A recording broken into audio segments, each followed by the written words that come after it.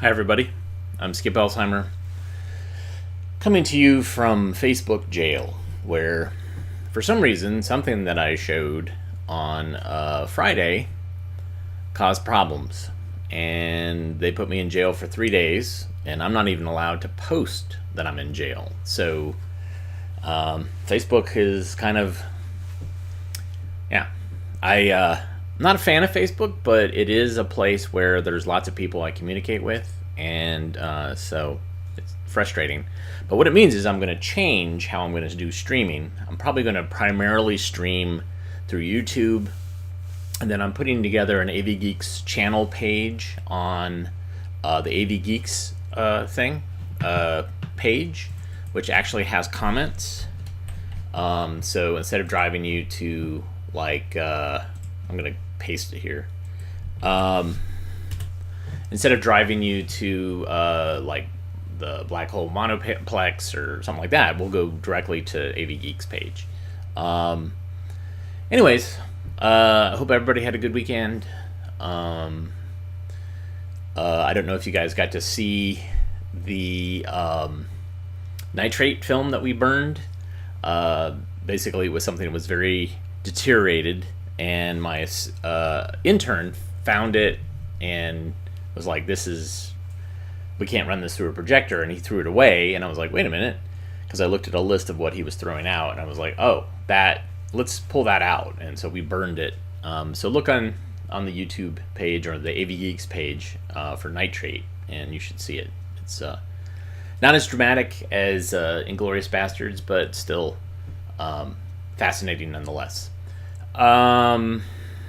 Let's see. Let's watch a film about wrestling. Circa 1940. Enjoy.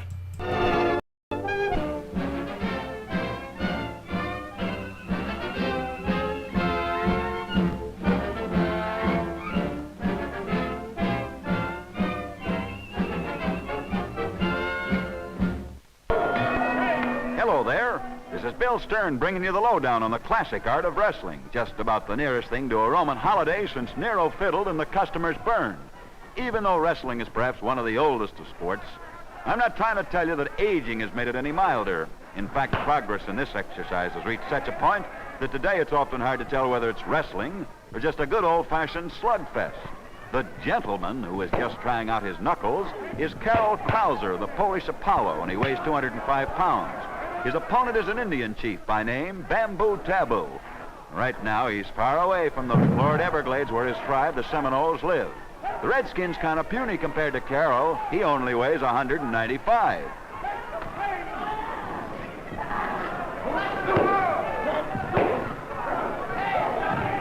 While the bull gets acquainted with the folks down there who pay the cash money, I may as well tell you that there are three different and distinct styles of wrestling. The Greco-Roman, the Oriental, and you guessed it, the streamlined modern version, which is now being demonstrated.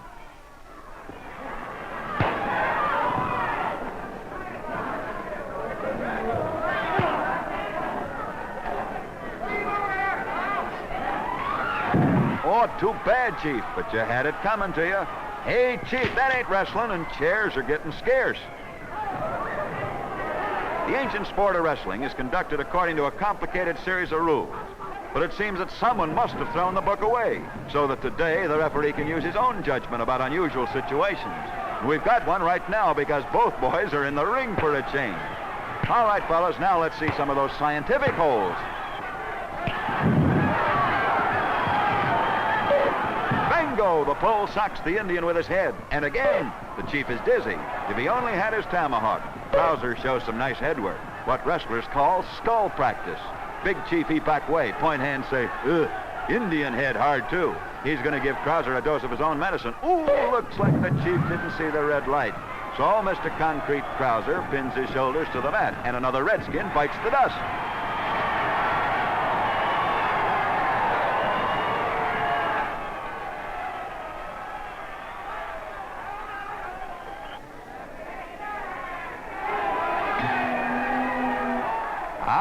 Something new has been added. You said it, a feminine touch. Decks cleared for action. Our Amazonian bone benders stalk each other like a couple of barnyard roosters, only these is chickens. Now, dipping firmly into Olga's lovely tresses, glamorous Hanka sets out to wind up things in a hurry.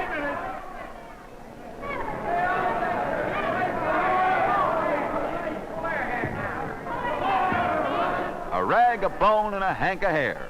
And Hanka hankers to hang on. The referee's trying to unscramble a pair of hard-boiled eggs. Oh, I beg your pardon. I mean legs. Leave it to women to get things all mixed up. Nice going, Olga. Great wrestling form you have there. Yes, indeedy. But now our Cossack co-ed finds herself all tied up in a beautiful hammerlock. Hey, Polska. No boot below the belt. Ain't cricket. Into the ropes and the panic is on. No stalling now. This is war to the finish. Seems as if this ring isn't big enough.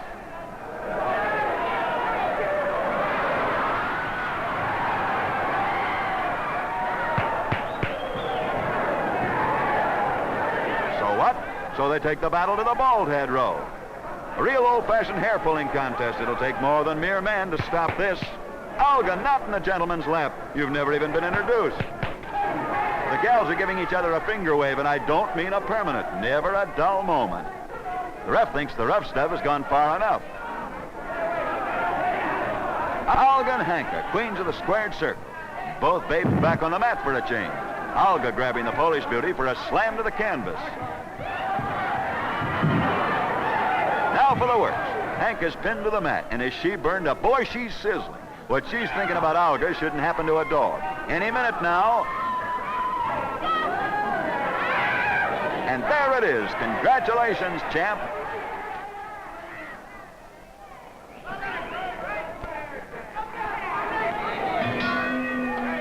Well, here's something of a variation on the original theme. A double bill with both features on the screen at the same time. Sort of like guerrilla warfare with 4 gorillas. From left to right, if they'll only keep still for a moment, John Phileas body slamming our old friend the Injun. And now the Prince, Amir Jojo, the Arabian Sheik, who weighs in at a cool 214. One reason he lands so hard. They form a daisy chain, conga line or something. Don't ask me why. The 4th contestant is one of our boys, Bobby Bruns, the American Apollo. Notice what modest labels these kids hang on themselves.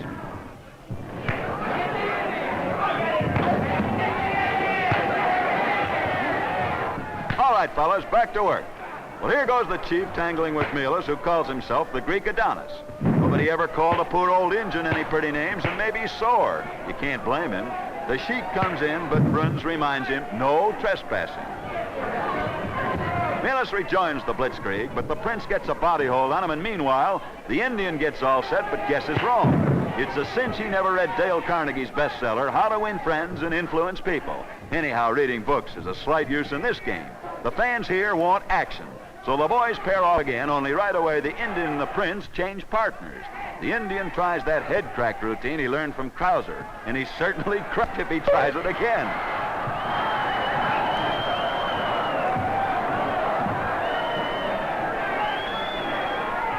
Cooperation, yeah, that's what's needed here. Phileas no sooner sets the Indian overboard when Bobby barges in and socks old Adonis in the breadbasket. Phileas, old boy, it'll take more than fast talk to save you now. Under any rules, Greco-Roman, catch as catch can, or what have you, you're out. It's a fall, and you're the fall guy. Okay. Okay,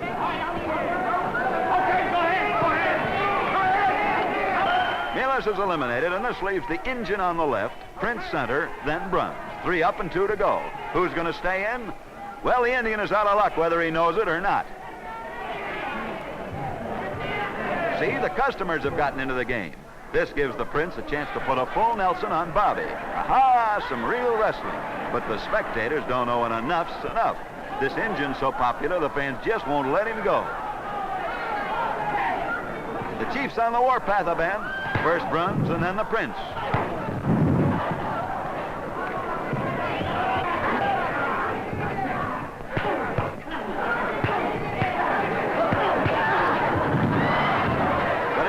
He picked the wrong parties. Just look at him now. He feels the way Strangler Lewis must have felt back in '29 when he got licked by Sonnenberg. Only this poor guy has 2 Sonnenbergs against him. 'Tain't fair, pal, but don't blame me. You chose this way to make a living. If you want to take on a whole army, that's your privilege, only don't gripe about it now, at least not to me. They've got the Indian sign on you, Chief. You're out. The prince figures he better get after Bruns now. A headlock and a few uppercuts. The jury will please disregard the knuckle stuff. The noble red man thinks he should...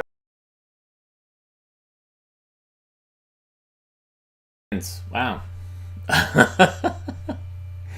Yeah,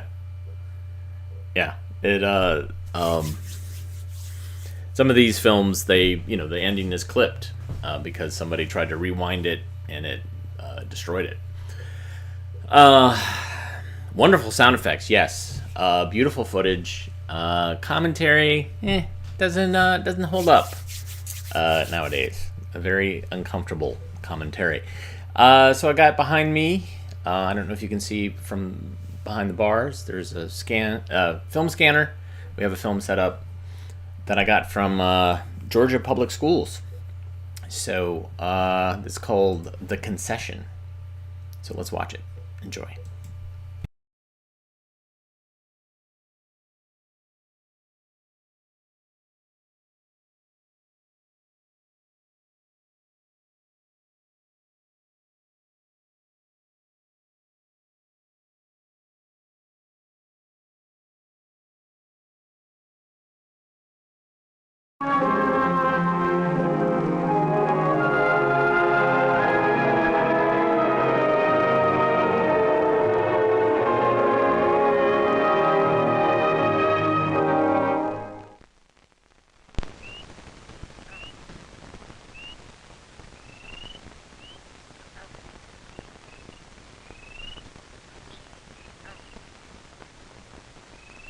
All my life I've enjoyed being around the stream and lake or swamp, any place that there's wildlife.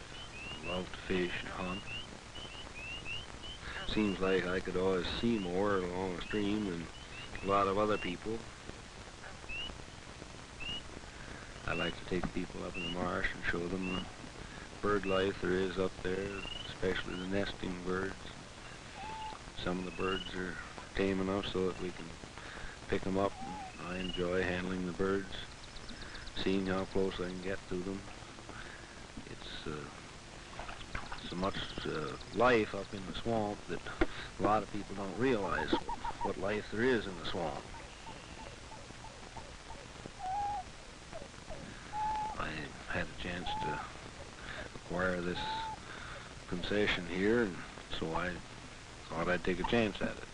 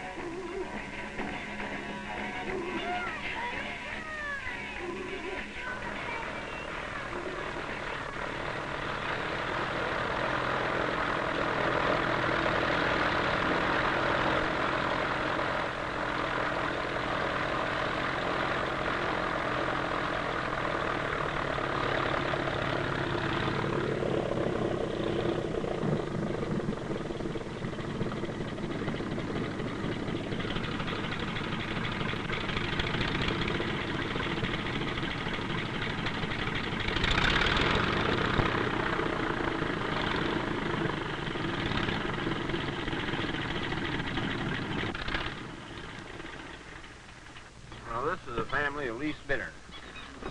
They're about ready to leave the nest. Part of them have left the nest here. Oh, there's 2 on the nest, and there's 2 over there. There should be 5 in there. See, they walk around on the grass. They're the smallest member of the heron family. Look how they wave their necks back and forth. A little bit later, I'll show you one of their nests that's got eggs in, and we can pick the old bird up. When we were riding, I saw that yellow flower, and it came right up from the lily's head. Mm-hmm. See how quiet they stay when they walk around in there? They're all covered with fuzz and down. They're starting to get their pin feathers. Yeah.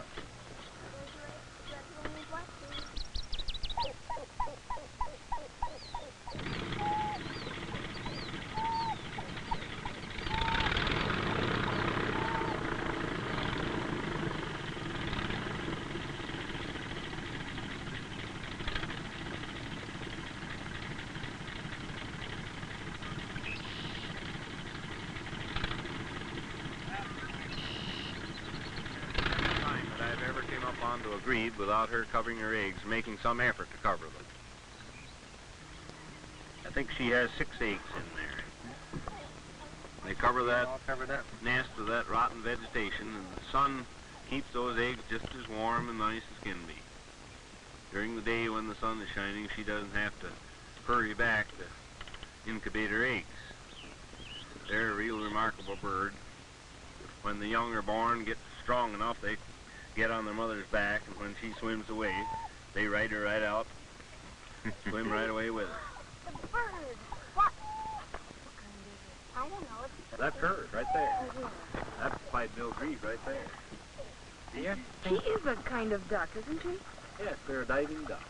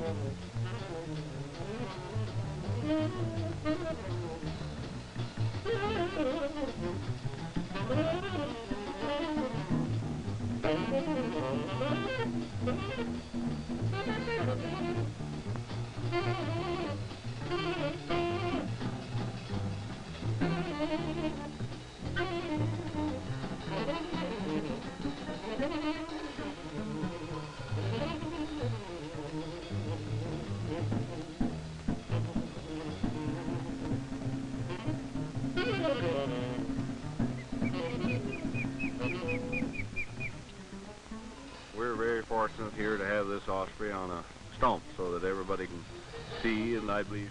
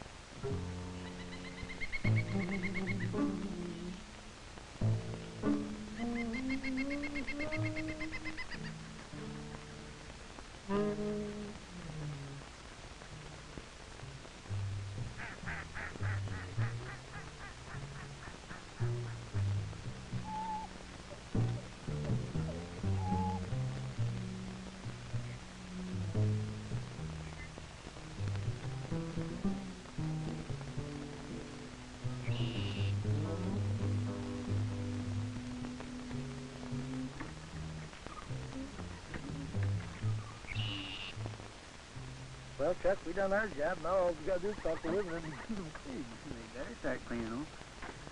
That's what you think. You're going to clean them. I'll file.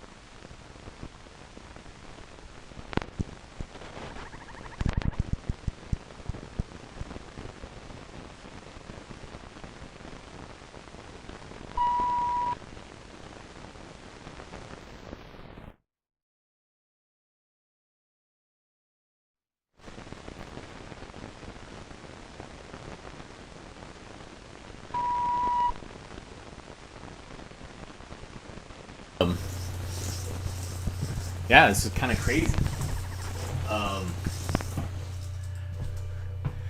I was just going to show a quick example of, so I have these this new filter on OBS that basically allows me to do color correction, and it's not the best, but that's what it was before. And so there's more of a finesse that I do when I do a kind of a post color correction and grading in Resolve, DaVinci Resolve. But yeah, it's not bad at all. All right, so that seemed to have all the wildlife that was missing from the Happy Hunting Ground film, which had a bunch of people walking around in the forest, riding a car out to the wilderness. out of focus. There seems to be a lot of people with guns, but really not a whole lot of wildlife. So there you go. This next film features a celebrity. I would say an A-list celebrity. Enjoy.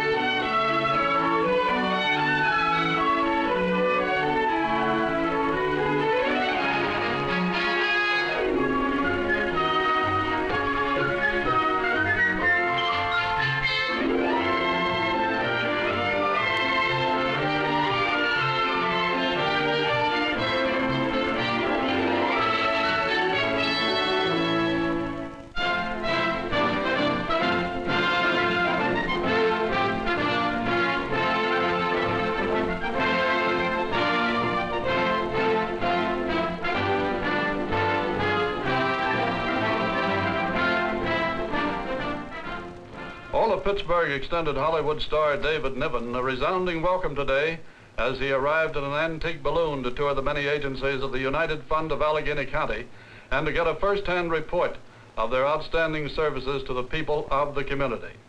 Following the descent of the lighter-than-air craft, Niven was taken on a grand tour of the city in a caravan of antique automobiles to visit the various agencies of the United Fund of Allegheny County.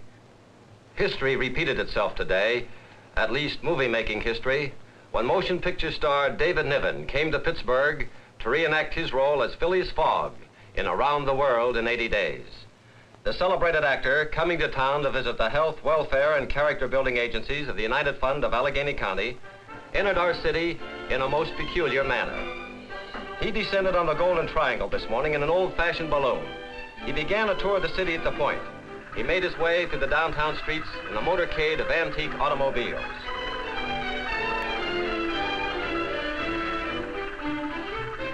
And the people of the community greeted the famous star with a tremendous ovation, waving his beaver hat to the thousands of astonished bystanders. Niven was impeccably dressed in the formal morning attire as he made his grand entrance.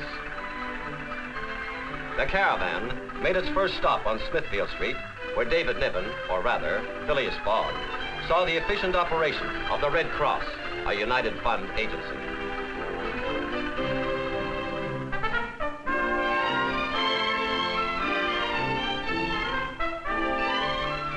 Then up the Boulevard of the Allies to the Salvation Army.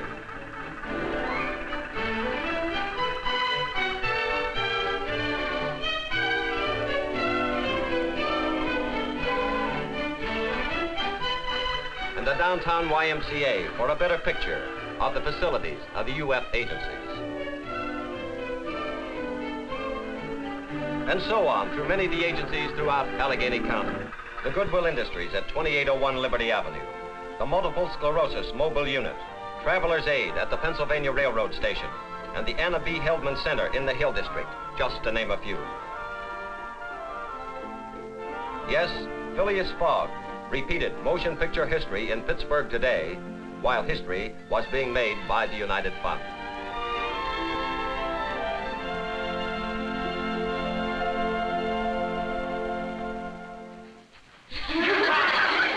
Now, I know that you kids at school have to study the 3 R's. Reading, writing, arithmetic. But we actors have to study the 2 H's. Hair and hats. Now, with the right hair combined with the right hat, we can play practically anything. For instance, I could be one of the 3 Musketeers. With the same hair and a different hat, I could be an Austrian Archduke. Now, removing the hair and changing the hat, taking off the cloak, and substituting an umbrella for my sword, I could be Mr. Phileas Fogg of Around the World in 80 Days.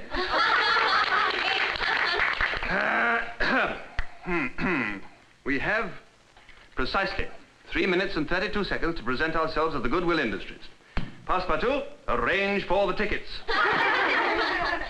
Oh, Mr. Niven, there's a little patient of mine who has begged to talk to Phileas Fogg. It seems she has a question. Which one is she? She's ill and she's still confined to her home, but it's not very far away. A visit from you would do her a lot of good. Fine, let's go. Thank you. And now, children, if you will excuse Mr. Niven, we have another stop to make. Goodbye, kids. Goodbye, Mr. Niven. Come in. Here she is. Ah, I have the honor, I believe, of addressing Catherine. Oh, I know. You're Phileas Fogg of Around the World in 80 Days. Did you see the picture? No, I'm reading the book. I have it here, see? Oh, yes, I see. It's my favorite story, Mr. Fogg. I was so afraid something would happen when you were up in that balloon. Weren't you worried? And when you rescued the princess from those awful natives, I was so scared. As a matter of fact, I was, too. Mr. Fogg, ever since the first time I read about your trip, I always wondered what happened after you got back to London. Well, let me see. I married the princess, of course. Is that all? Didn't you do anything exciting? Well, it wasn't exactly dull, but I see what you mean. Oh, I became restless rather quickly, and pretty soon I was off again on my travels. I knew it. You started going around the world again, and you never stopped. That's right. That's exactly what happened. Why'd you come here? You won't have many adventures around here. Oh, but I'm having one. I think this is the most exciting adventure of all. Really? Here? Catherine, when you've been around the world as much as I have, I've seen wonderful things, and I've seen beautiful things. For instance, I saw things most people only see in pictures. In India, the great Taj Mahal. A building so rich and beautiful you can't believe it.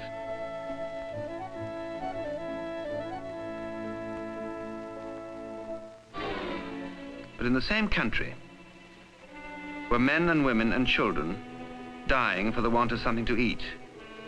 Misery and human suffering were an accepted condition of life. It's that way in all too many parts of the world. Outwardly, strength, elegance, and wealth. But underneath, poverty, sickness, starvation, and worst of all, indifference to the despair of people who are suffering under these afflictions. In some places on the earth, the things you see seem to indicate prosperity and progress and goodwill among men, when in fact the people die in the streets to be free of dictatorship and oppression and regimentation.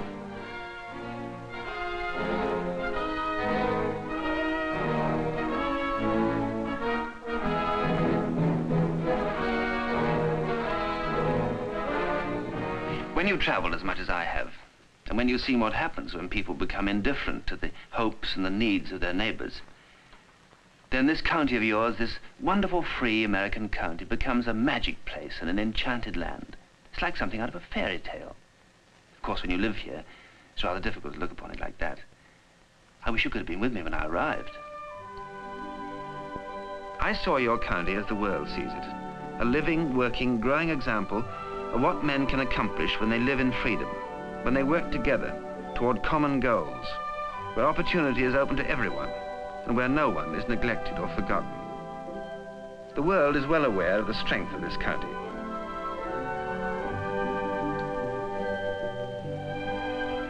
Its tremendous booming industries.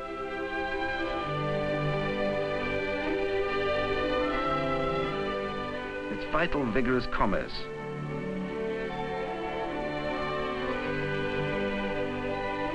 Its driving, determined civic spirit. But these are only the signs and the symbols of greatness. Behind them, there must be, and there is, another kind of greatness that lies deep in the nature of the people themselves.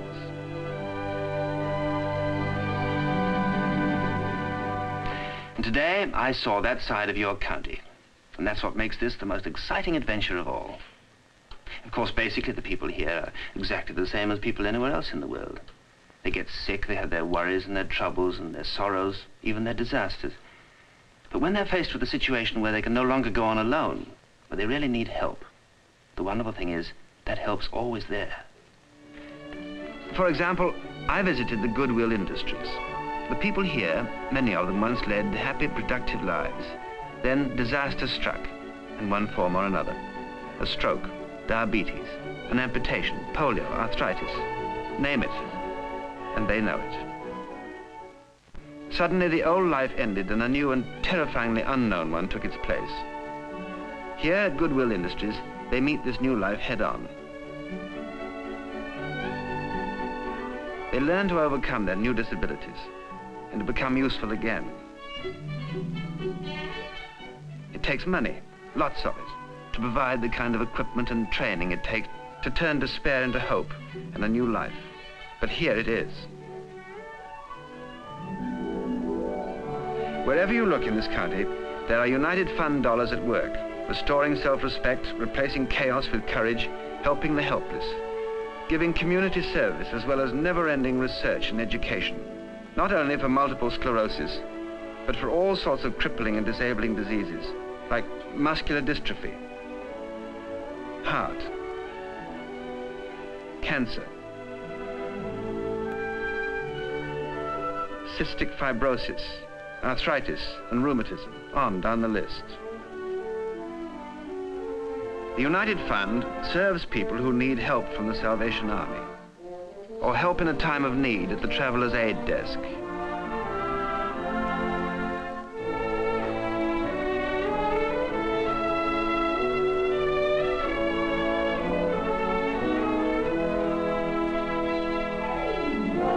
A place to turn in the face of disaster.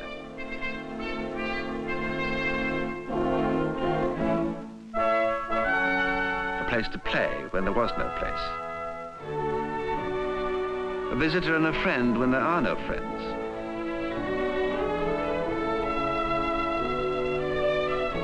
Someone to take over when mommies and daddies are not available. Someone to counsel and help when guidance is needed in finding a job or a vocation. A place for boys to grow in responsibility and citizenship during the critical adolescent years.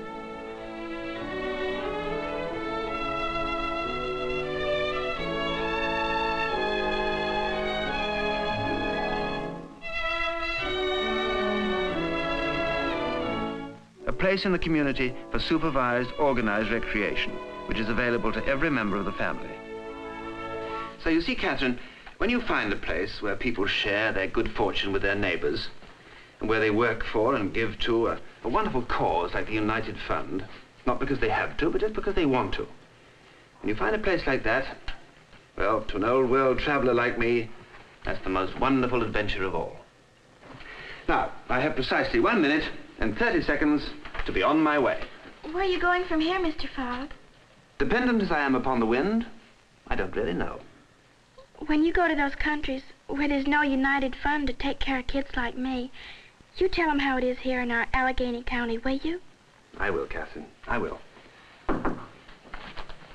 Mr. Niven, the cars are ready. The cars? Mr. Niven? But you said you were really Phileas Fogg, and you said... Oh, but Catherine, you said... Goodbye, Catherine.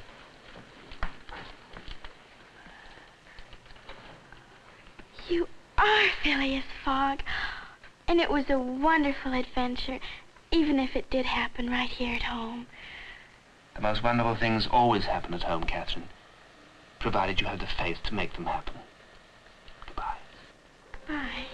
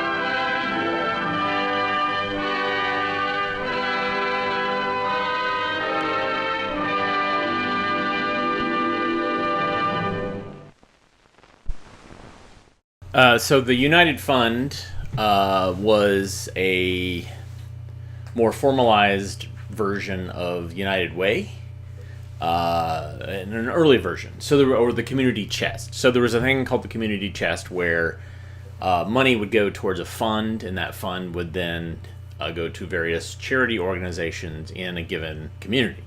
And that's what that Monopoly references, the community chest.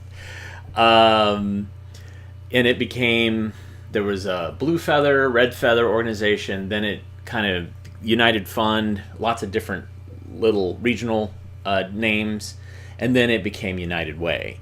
Goodwill, of course, we know Goodwill. But to get David Niven to come in and do this was pretty big deal. He must have been promoting his film in Pittsburgh, and they kind of coordinated and said, like, hey, can you come in for an afternoon and do this thing? So there you go. That came from, as you know, it was based in Pittsburgh, so Orgone Archives is based in Pittsburgh, and so that was part of their collection. Okay, I got another film set up on the scanner behind me. In case you're wondering, if you tuned in late, I'm in Facebook jail. I'm not allowed to post.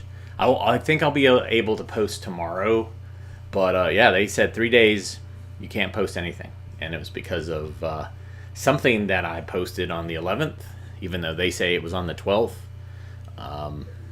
Anyways, can't fight the robots. Here's an example. This is the beginning of the robots taking us down slowly, one by one. But in the meantime, let's enjoy this wonderful film. I think it's from Indiana University, and it's called Computer Graphics for Communications. Enjoy.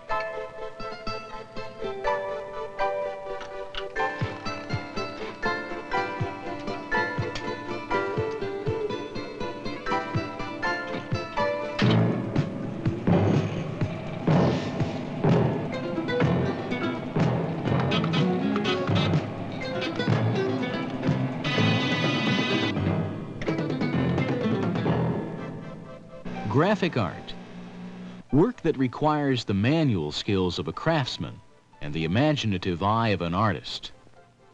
The labor-intensive products of the graphic artist are found in every communications effort. The products may be as simple as a title card or as complex as full-color animation. But the graphic design process is changing. Computer technology is making the production of art faster and more flexible than ever before.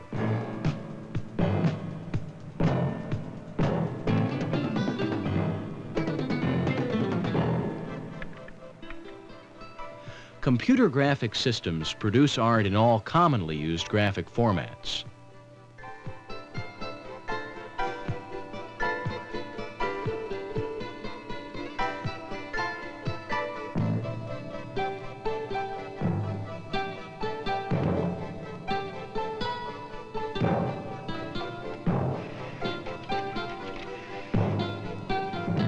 Before we take a closer look at computer graphics systems, let's consider how art is traditionally produced. You're back from lunch early? Yeah, it's diet time. Did you finish those pie charts you've been working on? Yeah, I finished them this morning and I set some type for a flow chart. Flow chart. Just what the world needs, another flow chart. Yeah, but you might be interested in this one, Walt. This is a flow chart about a computer. With what I've got to do this afternoon, who's got time for computers? True.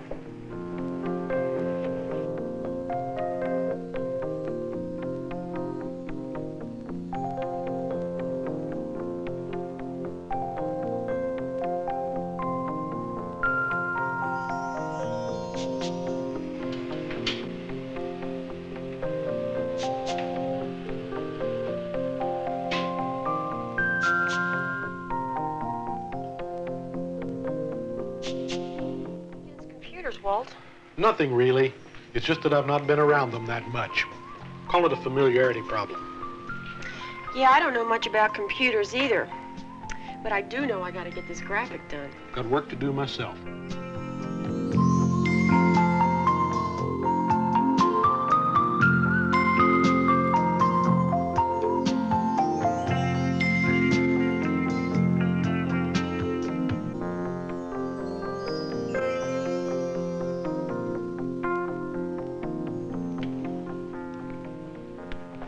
Hey, nice work, Mary.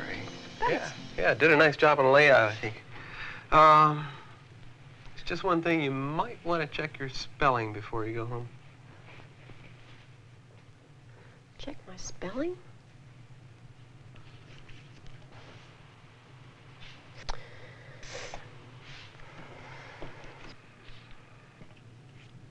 See you bright and early tomorrow, Mary. What gives, kiddo? You gonna camp here all night? I'm gonna camp here all night. Oh, yeah? What's the problem? Oh, I got a typo, and this thing's due first thing in the morning. Oh, wow. Back to square one. Square one it is. Kiddo, I'm sorry I can't stick around and help you. Some people think graphics computers will make artists unnecessary. But the truth is, the computer is a tool to relieve artists from hours of tedious work. It frees them to concentrate on design. The artist makes the decisions, the computer does the work. For the sake of comparison, let's see our flowchart constructed again, this time by computer, and with the client as a participant. Copy of the slide I was telling you about. That looks pretty straightforward. Let's start with the boxes. The boxes are pretty quick and easy to make.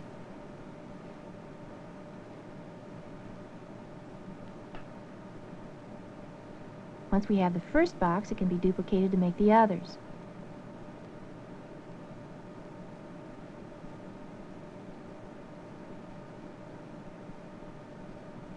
Now let's add some color. Could we go for a shade of yellow? Oh, okay.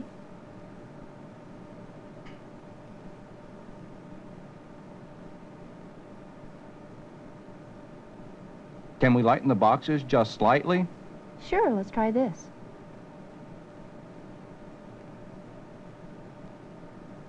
Great. Want me to read the text to you? Sure. Okay. Computer information flow. The first block is information storage. Information storage? Right.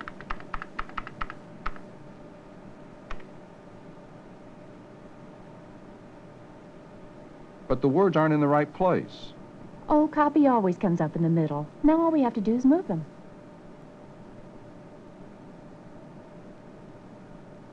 You won't actually see the words move now. They'll be in place when we make the entry in the computer.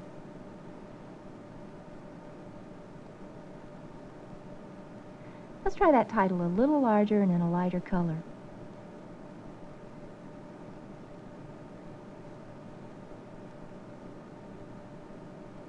Now let's see how those changes look. That looks good. Now we need some arrows. I've got some arrows stored in our library. Let me call them up for you.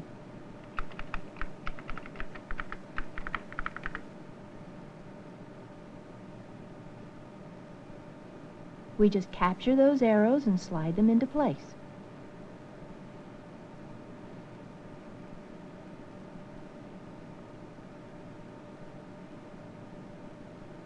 That looks good. Now we just need... I think we misspelled a word. Shouldn't computer be spelled with an E? You're right. Let me change that.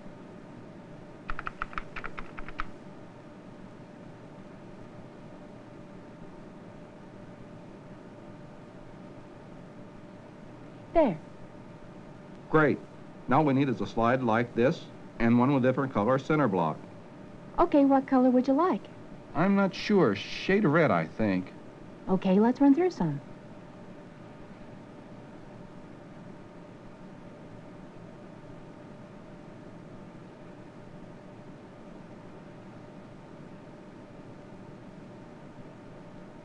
There. Now how do we make slides? These 2 slides will be written on a diskette, sent to the camera, and you'll have them by tomorrow. Gee, that's great, Sue. I really appreciate that.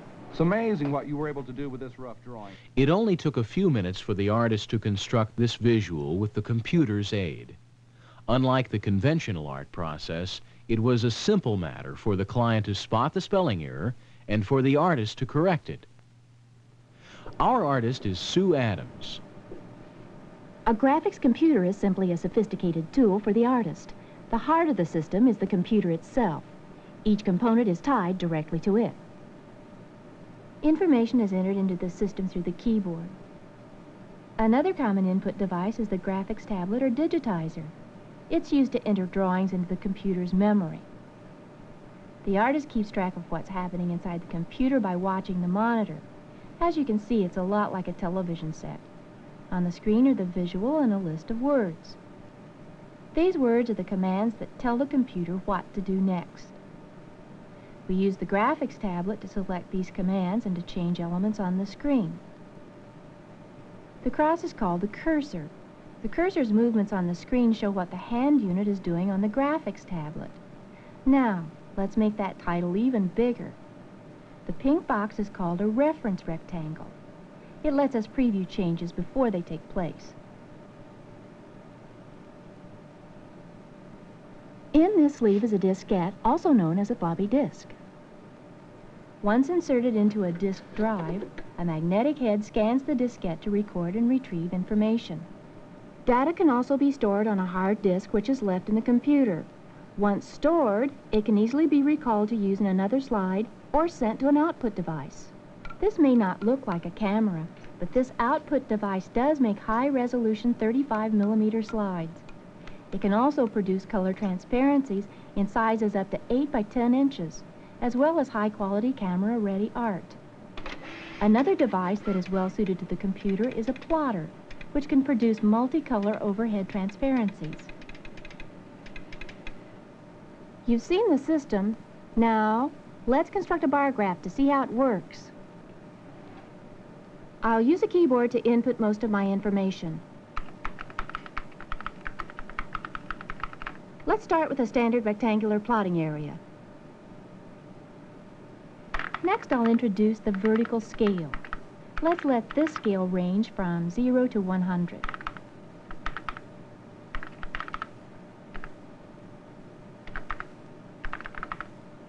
I'll also introduce a horizontal scale and give the computer some instructions about color and format. Let's label the bars January, February, March, and April. As you can see, the text is rather small, but I can increase the size.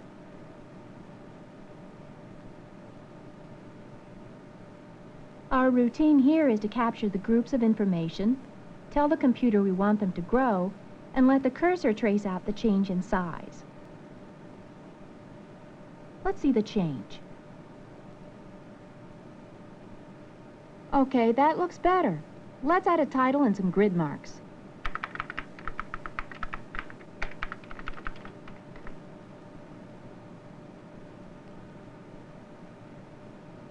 The next step is to indicate the size of the bars.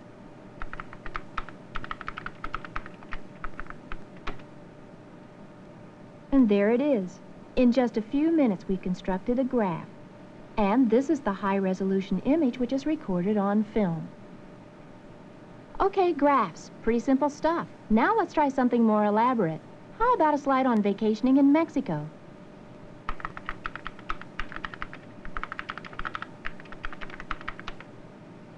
We're starting with a world map from our symbols file on diskette.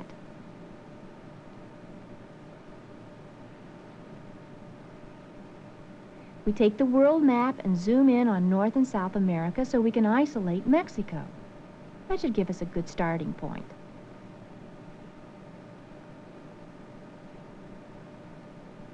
Let's add some text to the slide. Fun in Mexico.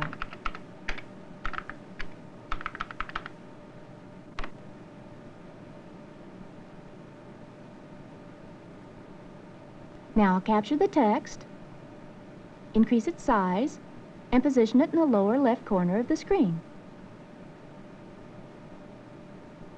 Maybe the words could be larger. There, let's try that.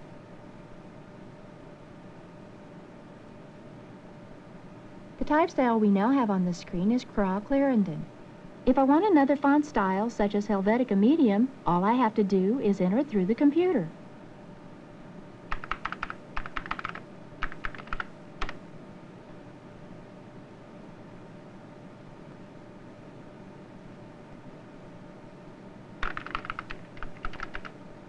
It's just as easy to change the color of the text.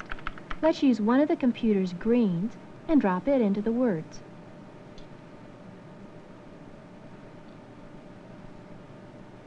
On this system, we can control the hue, chroma, and value to create over 8 million colors. Now, since this slide is about Mexico, let's put Mexico in the limelight. Now I'll capture Mexico and enlarge it on the left.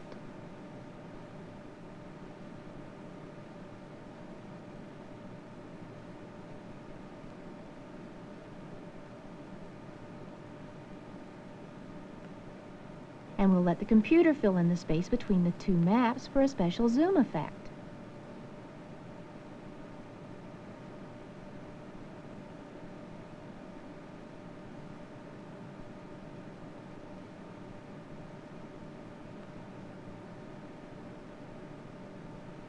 The last step is to color the map.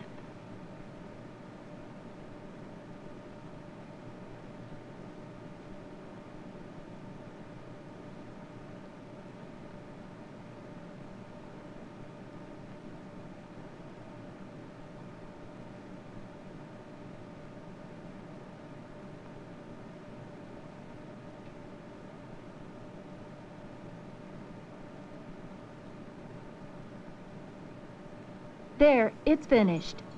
Now it's ready to be sent to the camera. And this is the finished product.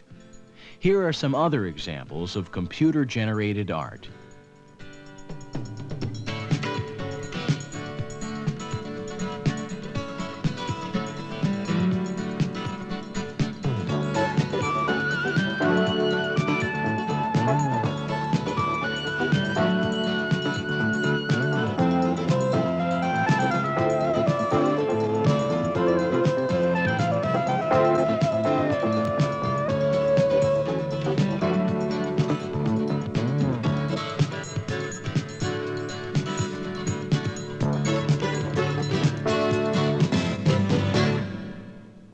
You may wonder how these electronic marvels can help you. If you're in a small graphics shop, it may not be practical to purchase your own graphics computer. Instead, you may want to have your art prepared at a production center that specializes in computer art. In larger art departments, it may be cost-effective to lease or purchase your own system. However, since the camera is the most expensive component of the system, it can be used on a time-sharing basis. In such cases, in-house design stations are linked by telephone lines to a service center where the art is photographed. Where the volume of art is great enough, the purchase of a camera may be justified. Having a camera permits the entire production process to occur on-site. Computers offer many advantages to the graphic artist, the biggest of which is productivity. By taking over the tedious and repetitive production tasks, the computer frees the artist to concentrate on effective design. And that makes the computer a tool for expanding creativity and communication.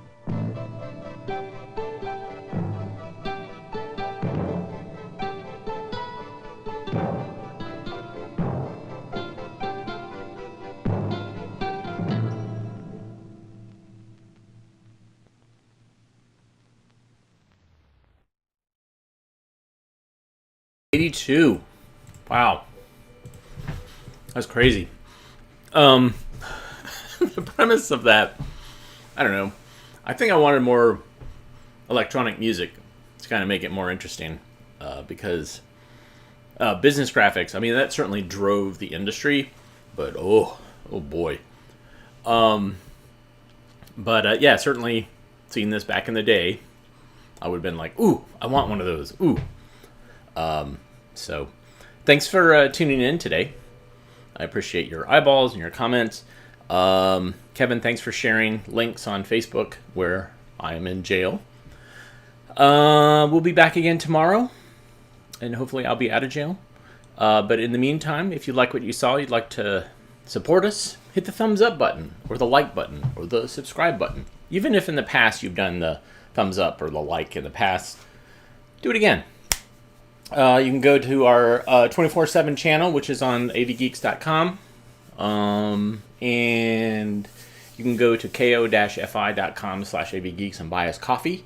Or you can go to patreon.com/avgeeks and give us a little tip. Everybody have a great rest of your Monday, and we'll see you again tomorrow. Take care. Bye.